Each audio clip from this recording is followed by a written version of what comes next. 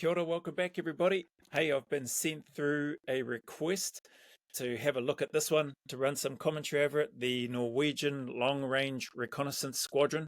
So let's jump in.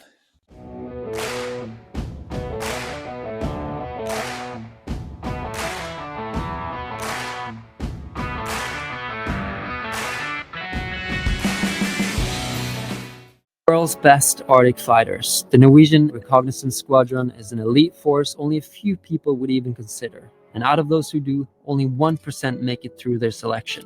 These guys are specialists at operating behind enemy lines for long periods of time. They're trained to go unnoticed in any terrain and to be completely independent.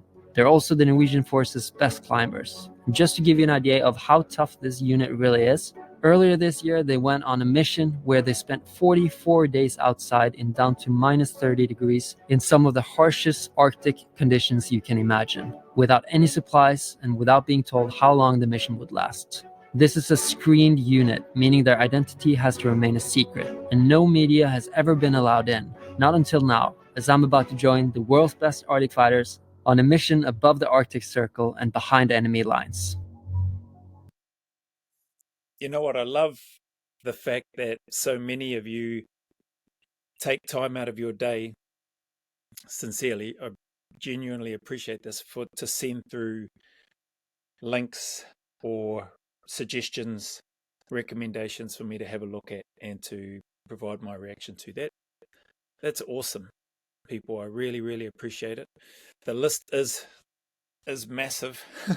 I should probably do a video of that, just the Google Doc form and the links that have been added in there for all the suggested recommended videos that have come through. But I really do appreciate it. This is one of those that's come through fairly recently, but from people where we share a connection. So he's asked for me to have a look at this one. So I thought I'd chuck this one in here now. On the back of that, just listening to Magnus, I think this guy Magnus is a climber, a climber, like a professional climber by trade, or whether he's retired, I'm not sure. But I have seen other snippets of his other videos long before I decided to do these reaction videos, whereby he throws himself into, I don't know what the process is, but he throws himself into the courses, into the different selection courses for these other military units that he travels around to and does this sort of stuff with. So not sure if he's going to be looking to do the selection. So he's talking about only 1% make it through. For context that he gave about the exercise that they did, what was it, 44 days, I heard, at minus 30 degrees, not being told how long it was going to go for, when it would end, being self-sufficient, which I take it as them just living off the land and what they can find, and probably what equipment they take and rations that they may have with them. But man, this is, I don't know anything really about the Norwegian Special Forces or their reconnaissance squadron, other than knowing that the Norwegians are world-renowned for cold weather conditions and operations, climbing, and that they have a very strong military force. So in terms of their capabilities from an SF perspective, I've never worked with any Norwegians in my time in the military, and like I said, I don't know a lot about them, but having a bit of a glimpse at that first little introduction, that's high level, 1% getting through. So let's see what this one's about. Okay, Magnus, Yeah. Welcome to Norwegian Military Intelligence Battalion. Today you are going to visit the Long Range Reconnaissance Squadron, the LRPs, and do a mission with them. A climbing mission, I've heard. A climbing mission, a bit different from what you are normally doing. Yeah. And I guess when we get you geared up, Yeah. it will be odds even. Your patrol has been tasked to support the rescuing of a downed pilot behind enemy lines. Mm-hmm. The pilot, his last known position is in the area of East-Tindan, here. So the mission is to rescue the pilot, who should be somewhere in the area of East-Tindan. Sorry, I was just laughing because of the finger being put on the map. One of the first things we learned on basic training was just around, and this isn't a dig at the Norwegians, but one of the first things that we learned or that I remember learning on basic training, was to never use our fingers on the map to point. We either had to use a pen or a stick or a blade of grass or something to indicate where it was that we were looking to go to, or what it was that we were trying to highlight and say where we needed to get to. So yeah, using fingers and pointing like that and touching the map and going through was a bit of a no-no. So just brought back memories as I saw that. We transport it into enemy's territory by car, where we get dropped off and have to make our way up the mountain as quickly as possible and unnoticed by the enemy. As soon as we have the pilot, we'll call for a helicopter to come fly us out. Questions? No questions. The guys will take care of you. I was going to say, like, it seems like, and I could be wrong, it seems like he's there. He's got to do his part, right? He's still got to do the physical work. He's still got to carry whatever kit and equipment that they may need him to carry as part of the team. He's still got to be there and do that stuff, but he's going to be with operators that know what they're doing, that know where they're going. Well, I'm pretty confident they'll know where they're going, and he's just going to do his part. Essentially, like he's along for the ride. And you know what? You know what's cool about that? That's cool because that's something that I would like to do. So selfishly, I think that would be awesome, to go along, have an opportunity to just be involved in those different environments. This guy, this far out. Yeah, what are you up to, Joe? I wonder what that process is like. You know what? I think I'm going to reach out to Magnus. Off topic, sorry. I'll drop him a note. He probably won't see it, maybe for weeks, months, years, who knows. But I'll drop him a message and just ask him, how does he go about reaching out? Or maybe I just need to just pull the trigger and just reach out. Maybe start here in NZ and then go from there. Something anyway. Who knows? Anywho, as a side topic, distracted. Let's get back to the video.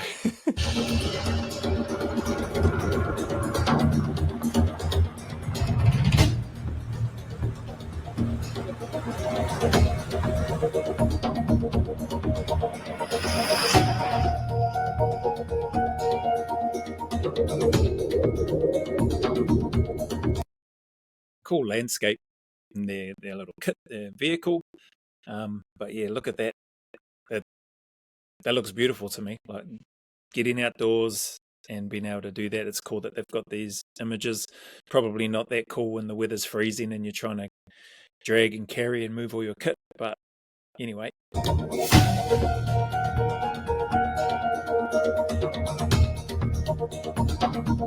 Should I be aware of the surroundings? Like look around? Do we need to be ready to? Because now we're behind enemy lines. Yeah, we just got a SIT update from our base. They have intelligence that says that there are enemy forces moving towards our position, and they're probably looking for the pilot as well. And we also have to be quick. Right? Yeah, we have to pick up the pace. Yeah, unfortunately. I mean, these backpacks are like 35 kilos, and that's no exaggeration. So, like, we measured them before. My legs aren't that strong. I already feel it a little bit, but I'm going to try to keep up with you guys. How do we move without being noticed in this terrain? Because that's your kind of specialty, right? Well, we try to stay in the low terrain unless we have like concealment in the fog and stuff like that. And as you can see around us now, the fog is coming in, so that's good for us. Luckily, we're being picked up by a helicopter at the top. For me, that's really the highlight. You got to complete the mission first, bud. But I hear him. I hear what he's saying. Yeah, that would be a highlight. Camouflage needs a bit of work, and cam paint and stuff around the neck and the ears and everywhere else. But hey, he's not a soldier, eh? But man, full credit to this guy and what he does. He's been around and been involved and participated in some pretty heavy testing of these different defense forces. I don't know how many defense forces he's been around and had the opportunity or the privilege to go into. I think they said this is the first time like no media has been allowed into this particular unit. So clearly they've seen his other work and he seems like a good dude. And so he's there now. The packs, yep, 35 kilos. That's probably just the pack, not including the webbing. And yeah, like you said, like there's reasons why the selection courses and stuff, they have certain pack weights that you need to, as a minimum, be able to carry fairly quickly, even for long periods of time. So yeah, it's cool. Hard case listening to him acknowledging his legs don't feel that strong. I'm sure he's a lot stronger and capable than he's making out to be. But the legs and core, like, can't stress that enough. That takes a heck of a lot of, it should be the lion's share of any training program for somebody looking to join the Special Forces. And I'm not talking about just the compound squat movements or Olympic lifting or having massive front squats, back squats, deadlifts, or anything like that. I'm talking about getting used to the locomotion of moving with a heavy weight on your back over undulating terrain or flat ground, and just being able to stay in that space for fairly long periods of time, especially when you've got to cover a lot of ground within a set time frame. So anyway, I've never been in a helicopter before, so but first we need to find the Firejet pilot. Yeah, that's priority number one. Riding the helicopter, that's priority number 2.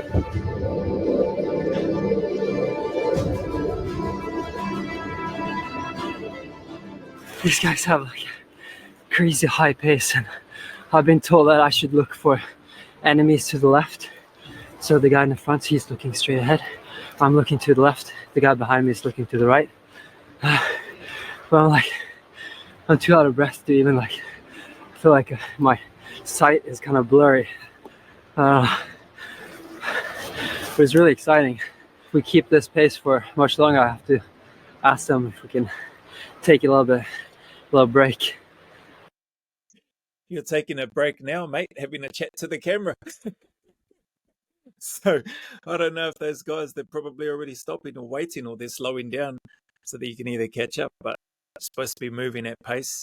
Yeah, the stuff that he's talking about, it can get like that. I don't know what the altitude is like there where they are as well. So that would probably be another factor if they're at altitude, in terms of having a bit blurred vision, out of breath, carrying the weight that's just sitting on your shoulders, and you've got to move as tactically and as quickly as you can to get to wherever this down pilot is.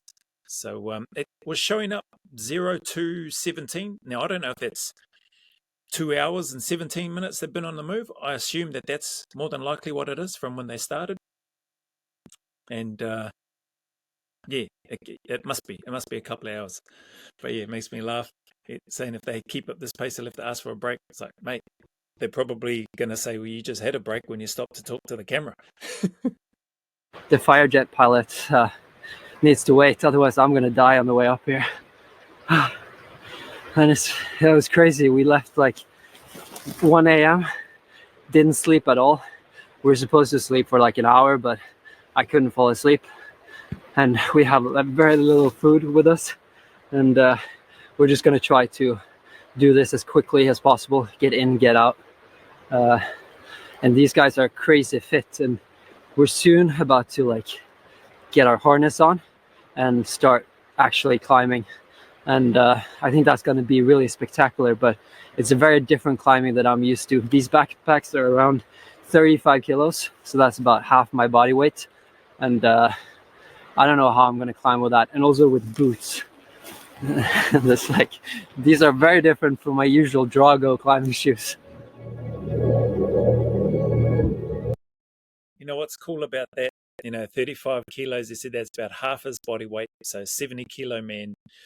People often ask, and sometimes some of the people that I've been working with who have this perception that their height is going to be a potential obstacle or challenge for them, their weight, a potential obstacle for them.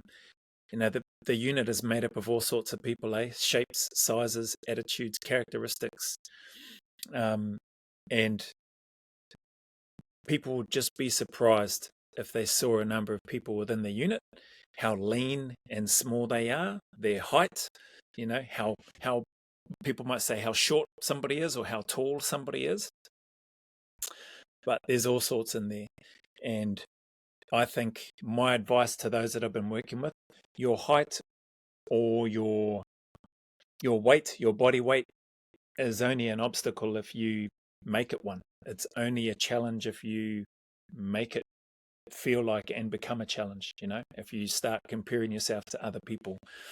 Yes, don't get me wrong, carrying 35 kilos of weight at a 70 kilo body weight, very different to a 95, 96, 98 kilo person carrying 35 kilos worth of weight, right?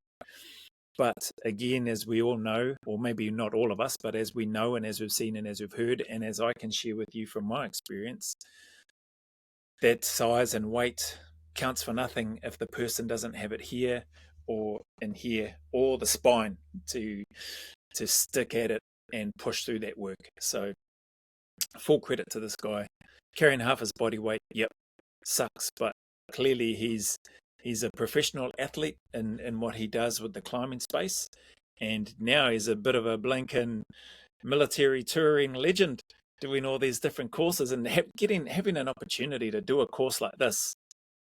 You know, this is awesome. Some people might not find it awesome, and maybe those that are serving in the military might roll their eyes and go, no, not another exercise.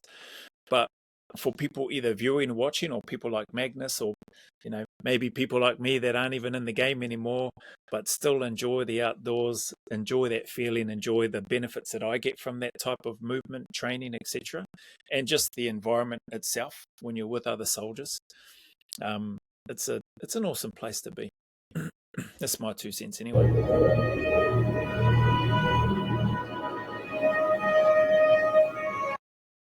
I'm just looking at him, not carrying or holding his weapon properly. It's just slung around and hands are just blinking, flopping around.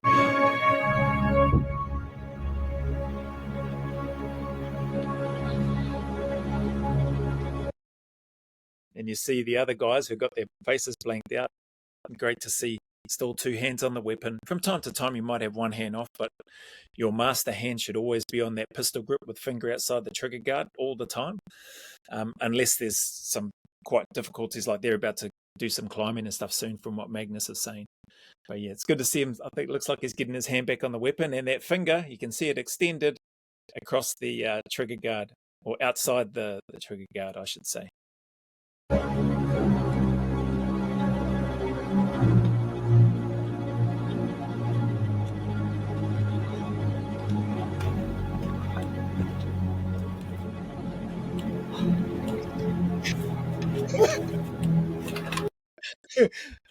Bro, the operators, I'm guessing, would look at this, watch this back, and probably laugh. But I'm laughing. Just, he looks pretty knackered, eh? Not surprising. 4.5 hours in, no sleep from when they left, and this is going into this fresh. You know, he's going in on this exercise, this task, fresh, not after having done. You know, they haven't put him through his paces on other bits and pieces or whatever. Not from what I could tell anyway. And yeah, it's catching up. But that 35 kilo pack, 4 hours in. So again, sorry, maybe slightly off topic. This is 4.5 hours in on an exercise. One pack training session a week. Then think of doing this. You're not even at on a selection, 6 to 9 plus, probably more than 9+ hours is probably a better, like I've just tried to be conservative with regards to the timings that I've used. And then day after day after day. I don't know anybody that's done a 1 hour pack session per week and has gone on to selection and passed. If there is, man, I would love to speak to that person, and, you know, I'd love to see them, or, you know, speak with them on my channel and just get their, like, how did you do that? What made you think that would work? What was that like once you got onto selection? And then the day after day after day, with nothing compared to just 1 hour. It's multiple hours, many hours, and consecutive days. So this just sort of gives you a bit of an insight here. 4.5 hours in, he looks pretty knackered. And it is hard work when you're carrying the pack, especially when you start including the hills and the terrain. And then the stress of an enemy party. Magnus doesn't look too worried about looking for the enemy party right now. I think he's just probably fixated on that helicopter ride.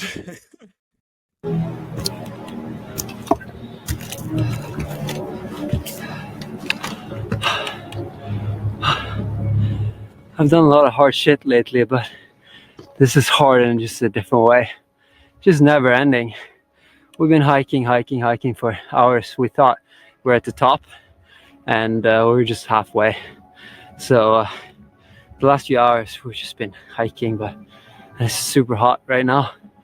Running low on water, but now it looks like we're gonna climb the ridge finally. And I've kind of stopped looking for enemies, to be honest.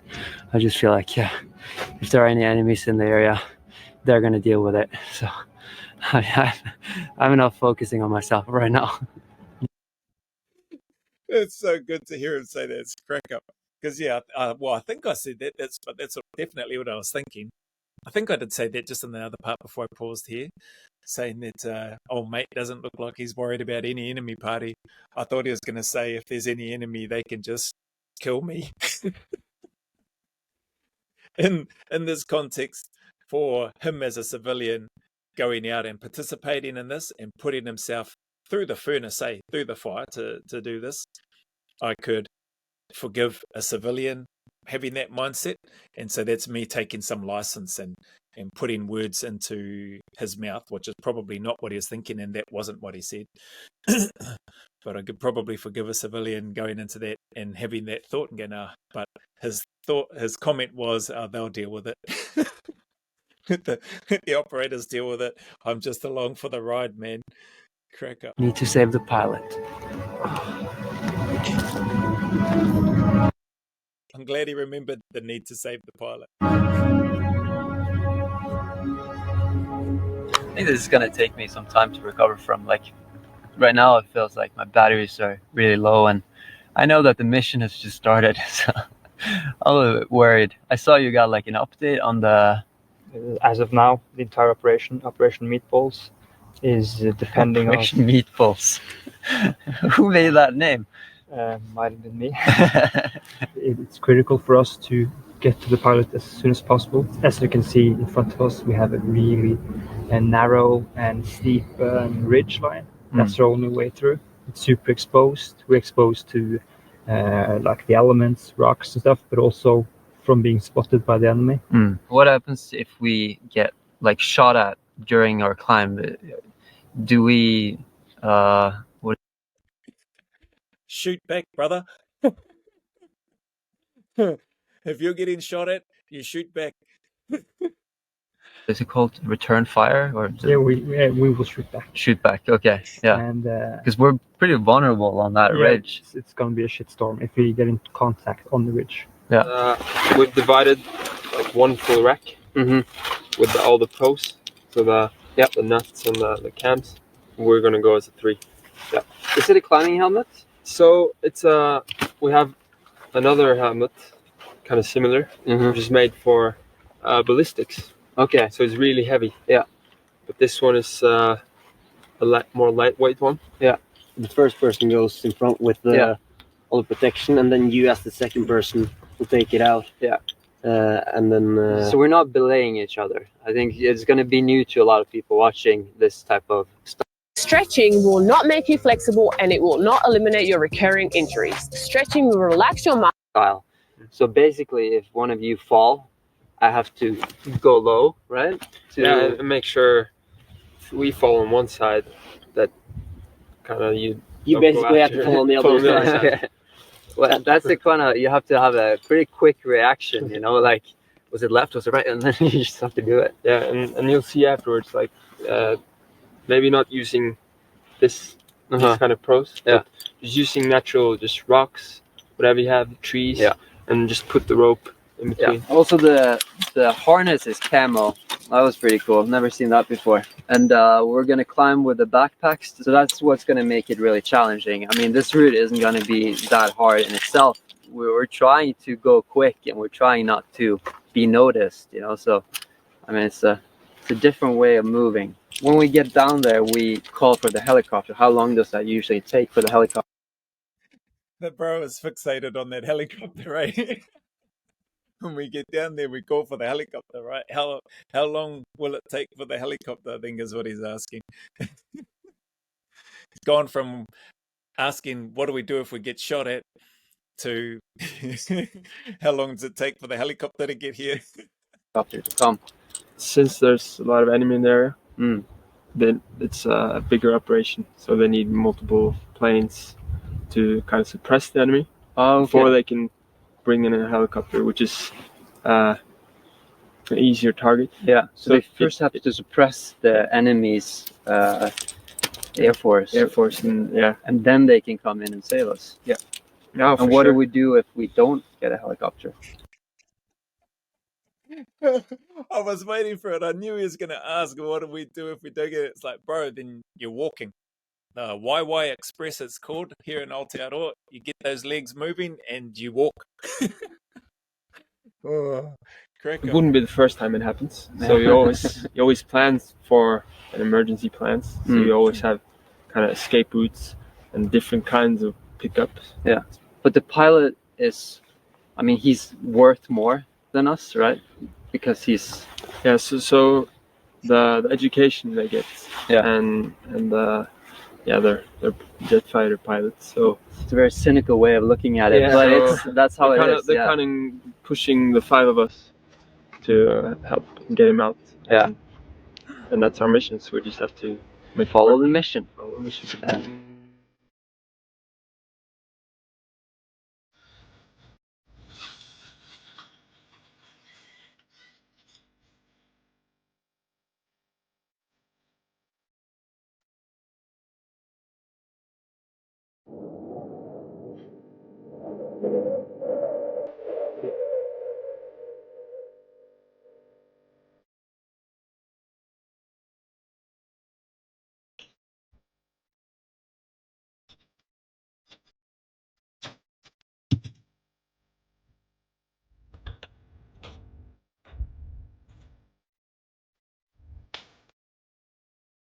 Hard work, man. Hearty work.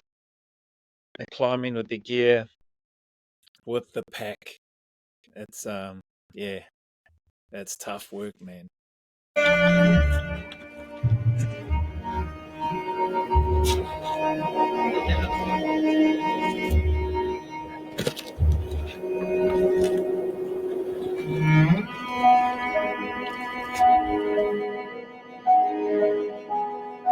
So you guys sore at all? I don't think my legs know what they've been up to yet. So Okay. Maybe I'll feel it later, but yeah. Well, you were leading the way the whole way. Pretty high pace. I thought you did good. Their conditioning will be phenomenal, all right? And it's, probably not pushing it at the actual pace. I'm guessing they probably weren't pushing at the actual pace that they would have likely gone at, just purely because they've got Magnus and whoever the camera people are, whoever the camera crew are that are on this task. So yeah, respect, man. It's awesome. Oh geez. Actually, I'll pause this one here. It's nearly on 30 minutes. I've just been probably somewhat distracted and just engrossed in this one. Thank you, brother, for sending through this video for me to have a look at and for me to react to. He mentioned a couple of other names, but this has been enjoyable, man. It's actually planted a few seeds and ideas in my head, in and around this type of stuff. Maybe military, maybe other things that are completely outside of what I've done in the past. So who knows? We'll see what happens. But appreciate you all. Thank you very much for your time, your encouragement, your comments, all of that sort of stuff. It really does mean the world to me. Thank you very much in supporting this little channel here. As always, for anybody out there going through any challenges, trials, struggles, difficulties, in whatever shape or form those may be, I just encourage you to keep turning up, to just stay in the fight, to just keep putting one foot in front of the other and know that better days are ahead. The sun will shine again, and there is a light at the end of that tunnel. No matter how dark and dreary it might seem right now, just keep moving forward and you will reach that light at the end where those better days are waiting for you. So appreciate you all. Remember to go always a little further. who dares wins. And as always, from me to you, until the next video, a big mana wave filled with my aroha, respect, appreciation, and gratitude for you all.